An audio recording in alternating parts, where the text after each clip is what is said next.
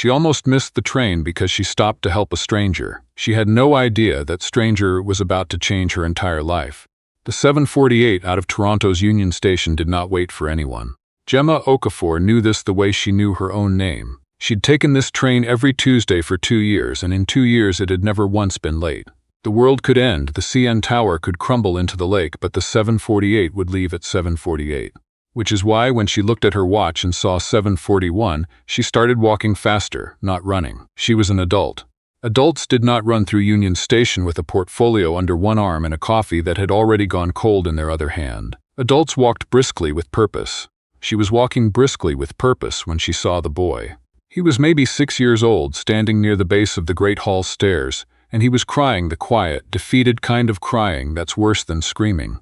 The kind where a child has already accepted that nobody is coming. His backpack had a dinosaur on it. His sneakers were the kind with little lights that blink when you walk.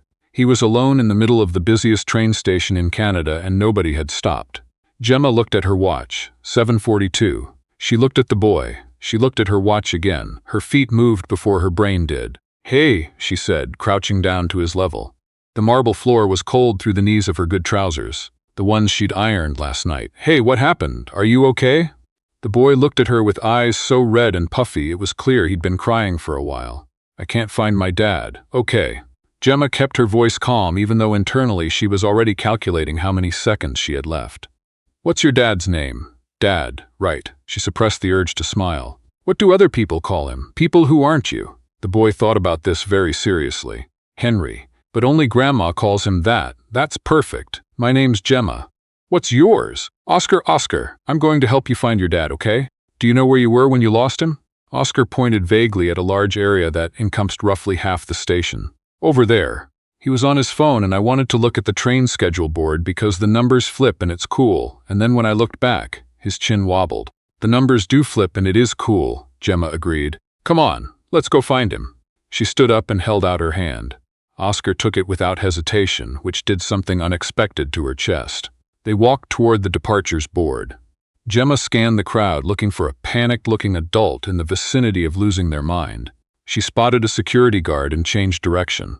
"Excuse me, this little boy is separated from his father. His dad's name is Henry."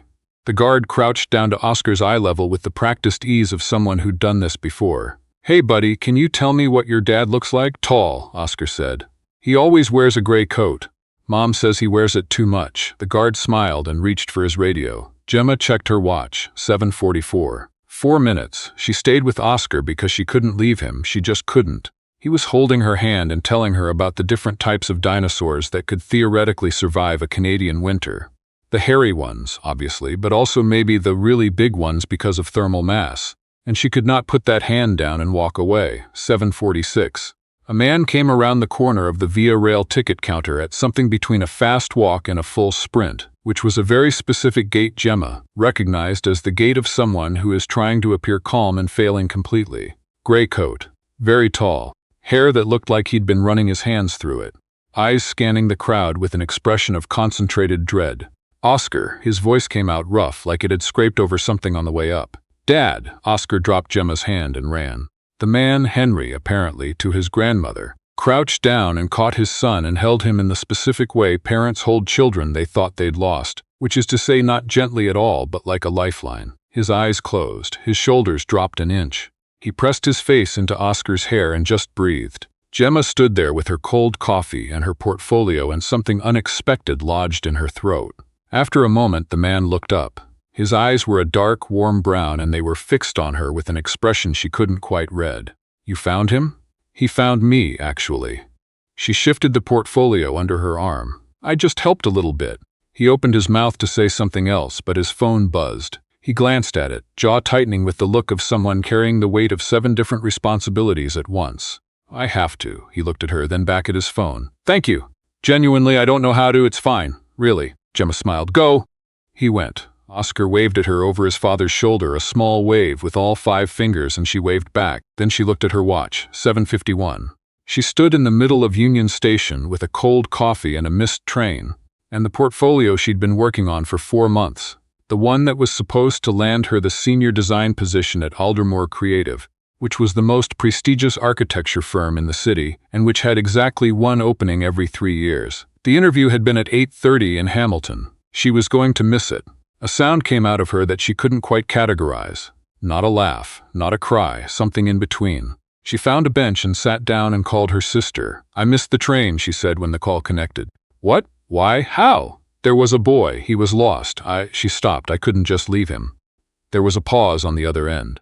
"Oh, Gem. There's another train at 8:20, but it doesn't get in until 9:15. The interview is at 8:30. "I know when the interview is." Another pause. "What are you going to do?" Gemma looked at her portfolio. 4 months of work, 12-hour days. Missed dinners, missed birthdays, missed a very good first date because she'd had a rendering to finish. The portfolio was beautiful, and it was hers, and it represented everything she was capable of. And she was going to walk into that interview 45 minutes late, and they were going to thank her for her time, and that would be that. "I'm going to take the 8:20 train," she said. "And I'm going to walk in there and apologize and show them my work and let them decide. That's my sister. If it doesn't work out," Gemma added, "I'm going to cry in a Hamilton coffee shop and then take the train home." Also valid. She hung up and looked at her watch again, which was a useless habit at this point. The 7:48 was long gone. The 8:20 was 41 minutes away. Gemma Okafor bought herself a fresh coffee, sat down on a wooden bench, and spent 40 minutes very calmly not thinking about how this was the worst professional day of her life. On the train, she rehearsed her apology. She practiced variations. "I'm so sorry I'm late. There was a situation at the... I'm so sorry I'm late. A child was lost and I couldn't leave him." Better, but sounds like an excuse. "I'm so sorry I'm late. Full stop." Don't explain. Explanations are just fancy excuses. A woman across the aisle caught Gemma's eye. "Rehearsing for something? Apparently I've been talking to myself out loud. The important thing is you have good posture while you do it." Gemma decided she liked this woman. Aldermore Creative occupied the top 2 floors of a glass building in downtown Hamilton that had won 2 design awards and deserved them. Gemma stood outside it at 9:18 and took 2 slow breaths and walked through the front door. The receptionist looked up. "Can I help you?" "I have an interview at 8:30. I know I'm late. My name is Gemma Okafor." The receptionist, a young man with very good glasses, typed something, looked up, typed something else. "Miss Okafor." He paused in the specific way that meant he was choosing words carefully. "The 8:30 has been pushed back. Mr. Ashby is running late this morning." Gemma blinked. "I'm sorry." He had a personal matter come up. "He's just arrived, actually, maybe 10 minutes ago. You can wait in the second-floor meeting room if you like." The relief was so intense she had to hold the edge of the reception desk. "He's late? He is the interviewer." "That's right, is late." The receptionist looked at her with the patience of someone who worked in a design firm and had seen stranger things. "Yes, would you like to wait upstairs?" "Yes," Gemma said. "Yes, please?" The second-floor meeting room had a view of the escarpment and chairs that cost more than her rent. 3 other candidates were already seated when she arrived, all of them arranged in the careful postures of people trying to look comfortable when they were anything but. Gemma sat down and tried to look like someone who hadn't just missed a train and spent 40 minutes on a delayed via coach, breathing through her anxiety. One of the other candidates, a man in an extremely precise suit, looked at her appraisingly. "Rough morning? Productive morning," Gemma said. "Just not in the ways I planned." He seemed to find this satisfying as a response and went back to his phone. Time passed. One candidate was called. Then another. The man in the precise suit was called next, giving Gemma a nod that managed to convey both good luck and "I'm better than you" simultaneously. Then it was just Gemma and a woman about her age who had been knitting since Gemma arrived and showed no signs of stopping. "That's an impressive commitment to calm," Gemma said. The woman looked up. "It's actually the least calm thing I could be doing right now.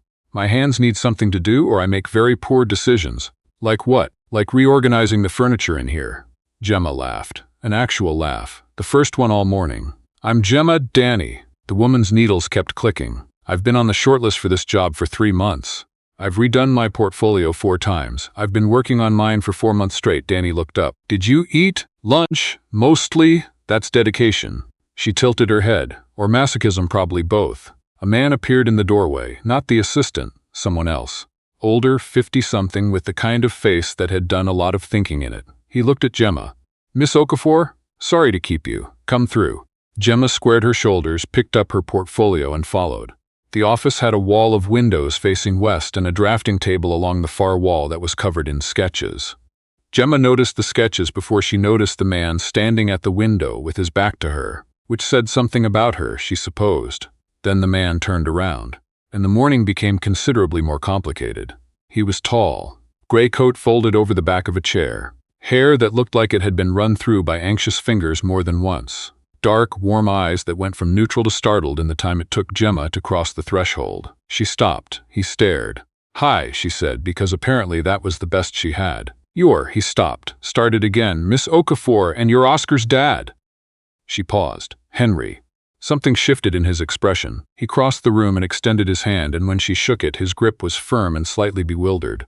"Fletcher," he said. "Henry Fletcher. I'm the principal at Aldermore, Gemma Okafor." She looked at his hand, then at him. "I wasn't following you. I genuinely didn't know." "I know. I have a scheduled interview. It's been in the system for 3 weeks. I know that too." One corner of his mouth moved. Not quite a smile. "Please sit down." She sat. He sat across from her and looked at her for a moment like he was recalibrating something. "I want to start," he said carefully, "by saying thank you. This time. I wasn't. This morning was." He stopped and looked out the window briefly. "Oscar's my son. His mother passed away 14 months ago. We moved here from Vancouver in September so he could be closer to his grandparents. And he's still adjusting, and I was on the phone with a contractor about a project that's been nothing but problems. And I looked up and he was gone. And..." He stopped again. "You don't have to explain," Gemma said quietly. "I know." He looked back at her. "I want to." He let a beat pass. "You missed your train. I did because of Oscar, yes, and you still came?" "Well," she spread her hands. "I'd put in 4 months on this portfolio. Seemed ashamed to waste it." He almost smiled again. She was starting to understand that almost smiling was what this man did instead of smiling, which told her something about the last 14 months. "May I?" He gestured at the portfolio. She slid it across the desk. He opened it and was quiet for a long time. Not the polite quiet of someone paging through something out of obligation, the focused quiet of someone who was actually seeing it. "The Westfield proposal," he said finally. "This is yours?" "It is. I saw this in Azure last spring. I assumed it was a senior firm. It was a 3-person firm. Me and 2 colleagues." She paused. "Former colleagues. The firm closed 8 months ago. Owner moved to Costa Rica." He turned another page. "What's your philosophy on adaptive reuse? That it's not preservation versus progress, it's a conversation between them. The bones of a building know things the new build doesn't. You have to listen before you change anything." He was quiet again. Then, "What happened to the Westfield project?" "The client pulled funding." She said it evenly, the way you say things you've made your peace with. 6 weeks before groundbreaking.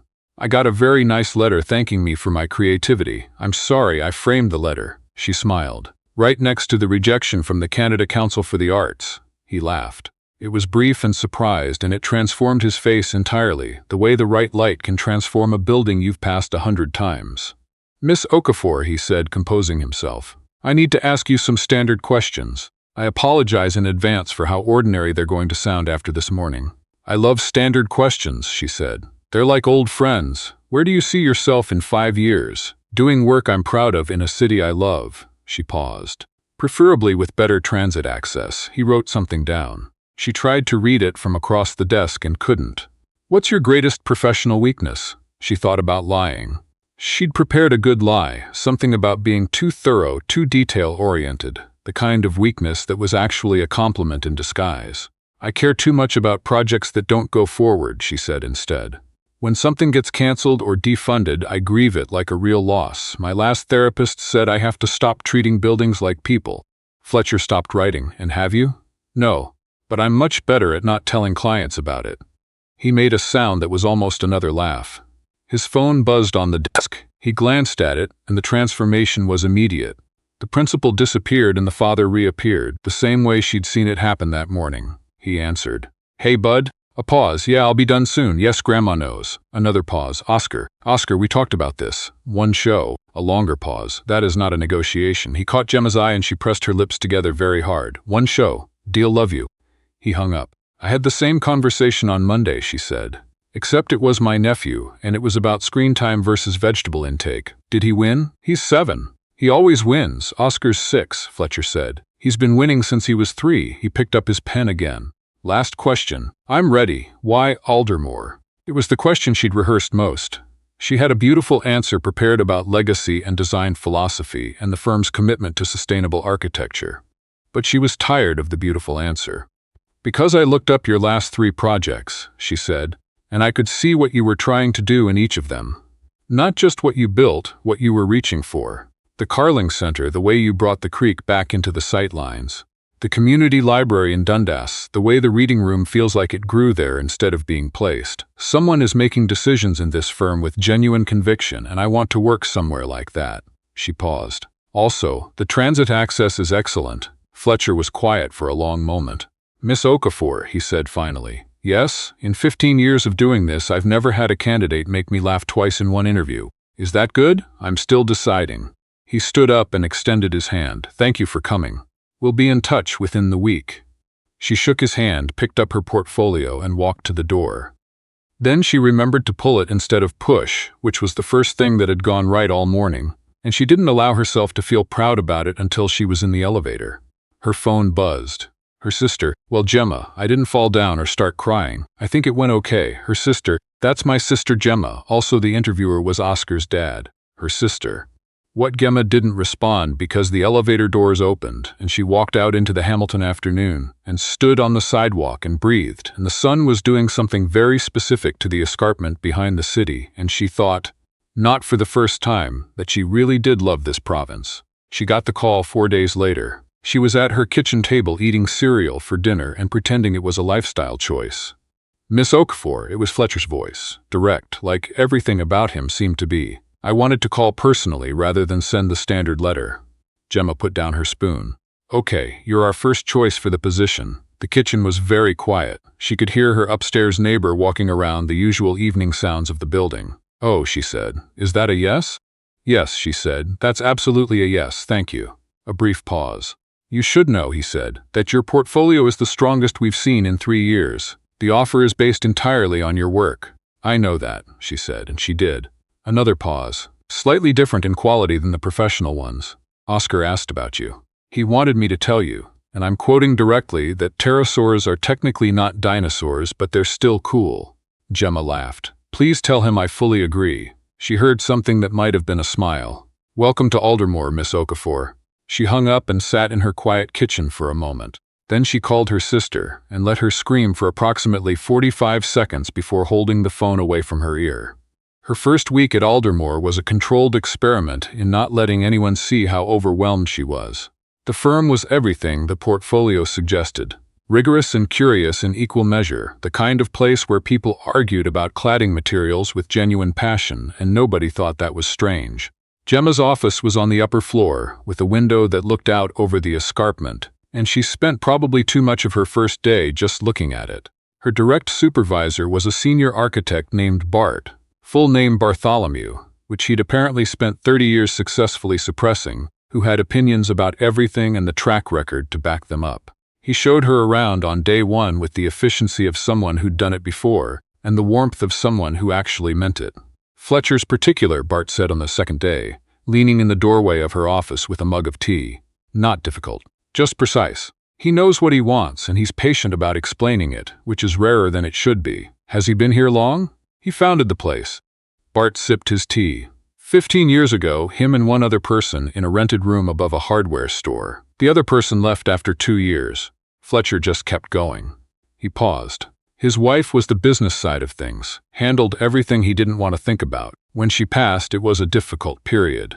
Gemma nodded and didn't ask anything else because she knew how those pauses worked. She saw Fletcher in meetings, in the hallways, occasionally in the kitchen making tea at 6:30 in the morning, because apparently that was a thing he did. He was a considerate employer and a precise collaborator, and he had the specific quality of attention that made you feel, when he was looking at your work, that he was actually seeing it. He also had a photograph on his desk of Oscar in what appeared to be a homemade dinosaur costume, which Gemma found unexpectedly endearing every time she walked past. She was 3 weeks in when the Bellwether project became a problem. The Bellwether was a mixed-use development on the edge of the escarpment, residential and commercial, a restoration of an old textile mill, one of those projects that could be extraordinary or disastrous depending on about 900 interdependent decisions. Gemma had been brought in specifically for her adaptive reuse experience, which meant the project was partly her responsibility to not ruin. The problem was the site report, which came back on a Thursday afternoon and contained information that the client had not been expecting. Gemma read it twice. Then she walked to Fletcher's office and knocked. "Come in." She put the report on his desk, the eastern wall. He read the relevant section. His expression didn't change, but his jaw tightened fractionally. "When did this come in?" "An hour ago. I wanted to read it properly before I brought it to you. And we can work with it. It changes the timeline and it changes the budget conversation, but structurally." She flipped to page 12, where she'd tabbed a sketch she'd made in the margins.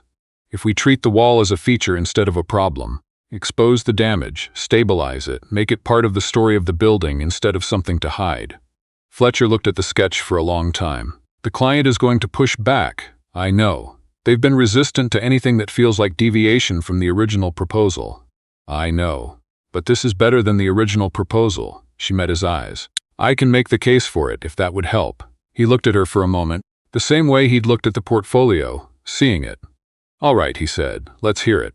They spent 2 hours in that office. She made her case. He pushed back, not disagreeing but testing, the way good architects do, poking at the joints to see if they'd hold. By the time she left, the wall had a future and she had a headache and the specific kind of satisfaction that only came from doing something hard well. She was in the hallway pulling on her coat when she heard small footsteps on the stairs. Oscar appeared on the landing, still in his school uniform, with his dinosaur backpack and a look of fierce concentration directed at his phone. He was mid-game. "Hi," Gemma said. Oscar looked up. There was a brief recalibration. Then his face broke open into the purest expression of delight she'd ever seen on a human being. "It's you, the train station lady. It's me. Dad said you work here now." "I do." He scrambled down the last 2 stairs and held up his phone. "Do you want to see my dinosaur game? I have a Brachiosaurus." Oscar. Fletcher appeared at the top of the stairs, holding a stack of folders and looking slightly exasperated. "Don't interrogate the staff. I'm not interrogating, I'm showing." "It's fine," Gemma said. "I genuinely would like to see the Brachiosaurus." Oscar beamed and held up the phone and launched into a detailed explanation of the game mechanics that she followed about 60% of, which seemed to be enough because he talked for 4 uninterrupted minutes. Fletcher came down the stairs, folders under his arm, and stood nearby with an expression she was starting to recognize. A mixture of helplessness and deep affection that seemed to be his default mode in relation to his son. "He does this," Fletcher said quietly. "I can tell," she said. "It's great." He looked at her. She looked back. Oscar announced that the Brachiosaurus had just leveled up, which broke the moment, but it broke it gently. The client meeting about the bellwether wall went better than expected and worse than hoped, which was generally how client meetings went. Gemma made her case. The client pushed back. Fletcher held the line. They reached a compromise that kept the spirit of Gemma's proposal intact and gave the client enough of what they wanted that everyone could leave the room without losing face. In the elevator afterward, Fletcher said, "Well done. You did most of the actual defending. You gave me something worth defending." They rode in silence for 1 floor. It was the comfortable kind. "Oscar told his teacher about the train station," Fletcher said. "Apparently it's the opening of his show and tell next week." "What's the show and tell about?" "Pterosaurs." "But apparently you're the introduction." Gemma laughed. "I'm honored." Another floor in silence. Then, "He doesn't usually take to people quickly. Since his mother," he stopped, started again. "He's been careful. He told me about the Brachiosaurus within 45 seconds of seeing me." "I know." Fletcher looked at the elevator doors. "I noticed." There was something in the way he said it.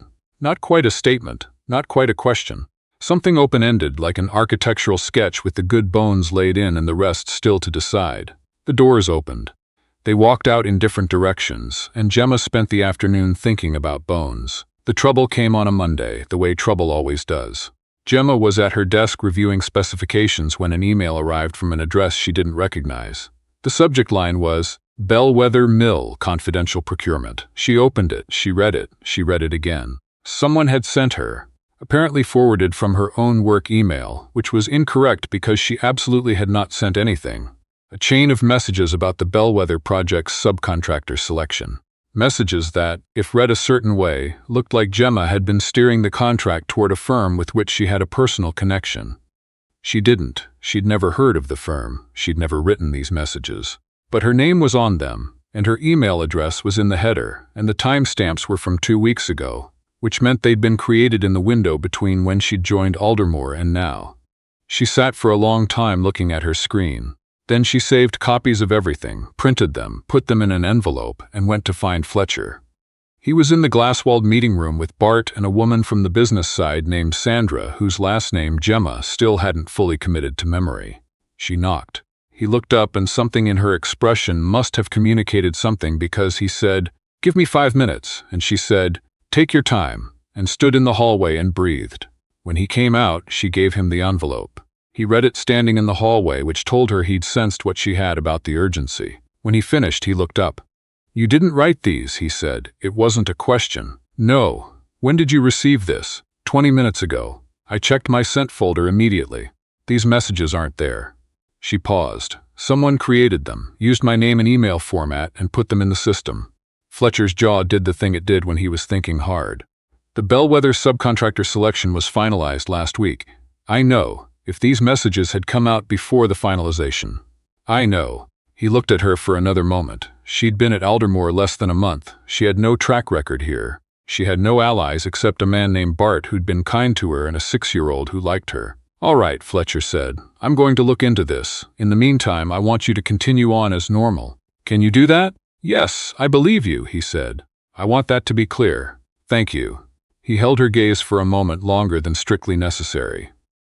"Go back to the Bellwether specifications. I'll come to you when I know more." She went back to the specifications and spent the rest of the day being professionally competent and internally alarmed. 2 days later, Bart appeared in her doorway with a look on his face she hadn't seen before. "Do you know a man named Gerald Whitmore?" she thought.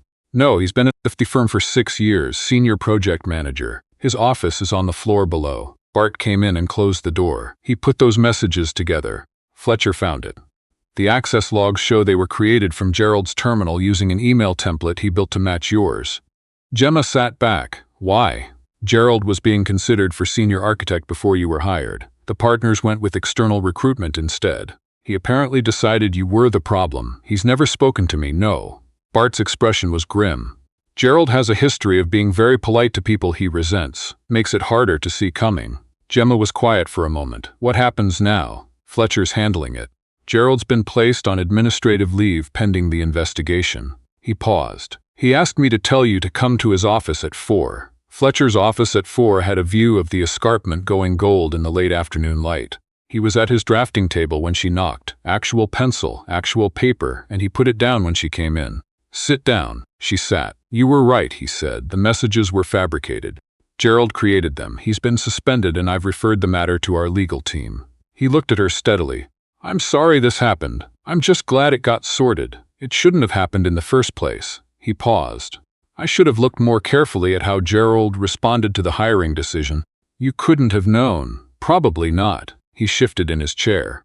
"I want you to know your position here is not in question. Your work on the Bellwether wall alone has justified bringing you on. Whatever Gerald intended, it hasn't changed my view of your work or your judgment." Gemma nodded. She felt the specific relief of a thing resolved, the tension leaving her shoulders in one long, slow exhale. "There is one other thing," Fletcher said. She waited. "Oscar wants to know if you'd like to come see the pterosaur show and tell on Friday. It's at 2 o'clock. He looked somewhere between amused and embarrassed. "I've been instructed to invite you." His words were, and again I'm quoting, "Tell the train station lady it's important." Gemma felt something shift in her chest, warm and a little unexpected. "Tell Oscar," she said, "that I wouldn't miss it." Fletcher smiled. Not almost smiled. Smiled fully and without reservation, in a way that changed everything about his face, and she thought about what Bart had said, about the 15 years in the hardware store and the person who kept going. The show and tell was in a classroom that smelled exactly like every classroom she'd ever been in. Pencil shavings and poster paint and something ineffably hopeful. Oscar stood at the front with a poster he'd clearly made himself, covered in drawings of pterosaurs in various poses. Gemma sat in a small plastic chair that was not designed for adult humans and did not complain about it. "This is a pterosaur," Oscar said, pointing at his largest drawing. "They are not dinosaurs. People always say they are, but they're not. They're flying reptiles. They lived at the same time as dinosaurs, but they're in a different group called Pterosauria." He paused for effect. "Which is way cooler." His classmates received this information with the respectful attention of 6-year-olds who'd learned that Oscar had opinions about things. "I got interested in pterosaurs," he continued, "because of the train station. My dad lost me at Union Station, and a lady found me, and she said pterosaurs were cool, and that's when I decided I needed to learn everything about them." He found Jem in the back row and pointed at her. That's her. She works with my dad now. 20 small faces turned to look at her. Hi, Gemma said. After in the school hallway while Oscar was collecting his poster and his bag, Fletcher stood beside her and said, You don't have to come to these things. I want to be clear about that. I know, he's going to ask you to more of them. I assumed. Fletcher looked at the classroom door. Oscar was visible through the window, in animated conversation with another child about something that involved a lot of hand gestures. He talks about you. More than he talks about most things, and he talks about a lot of things. Gemma turned to look at him. He looked back. That steady, warm attention. I don't want to make things complicated. You work for me. I want to be clear that there's absolutely no expectation. Henry, he stopped.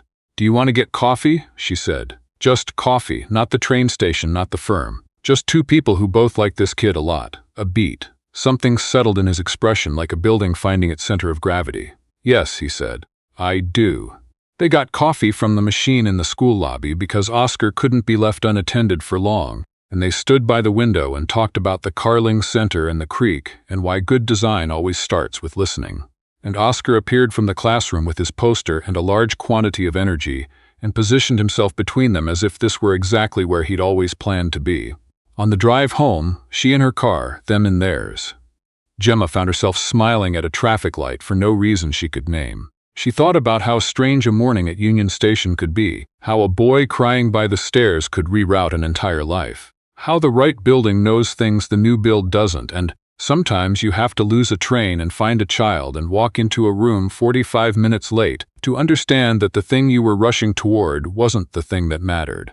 The light changed. She drove home into the Toronto evening, and somewhere in Hamilton a 6-year-old was probably still talking about pterosaurs. And for the first time in a long time, the next chapter didn't feel like something to brace for. It felt like something to look forward to.